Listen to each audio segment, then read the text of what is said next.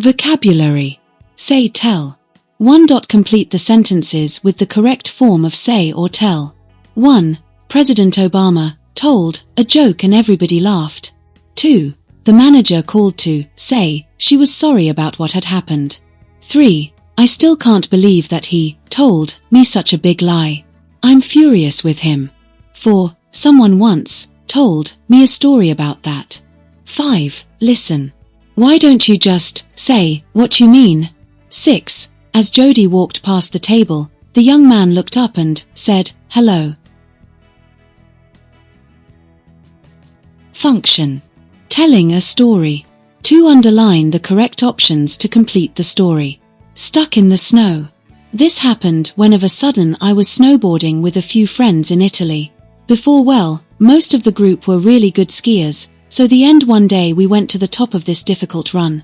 In the anyway, the field was full of fresh snow and in the middle a tree had fallen down and was covered in snow. It made a perfect jump, so soon everyone was queuing up to perform tricks. Before long it was my turn. Well, I went as fast as possible and jumped up ready to do a backflip. But I forgot to bend my knees. The next thing I knew, I was pointing down, like an arrow. I went headfirst into the snow, right up to my waist. My legs were sticking up in the air and I couldn't move. In the end, they had to dig me out.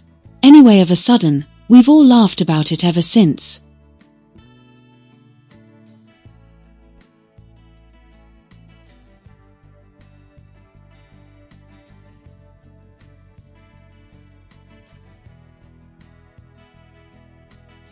You'll never guess what happened to McCool. B. No. What happened? A. Well, you know he's working as a taxi driver to help pay for his medical studies. B. Yes, I know. A. Anyway, he took a family who were on holiday from Italy in his taxi, and one of his passengers was a 72-year-old grandmother. B. Yes, so what happened? A. Well, she left her handbag with more than $21,000 of the family's traveling money, some very valuable jewelry and some of their passports, in the back of his taxi. B. Oh no. You're kidding. So what did he do? A. Well, he looked in the bag to see who it belonged to. B. Yes. A. And he found an address that was 50 miles away. So, he drove all the way there. A. And what happened then? A. Well, there was no one in. B. Oh dear.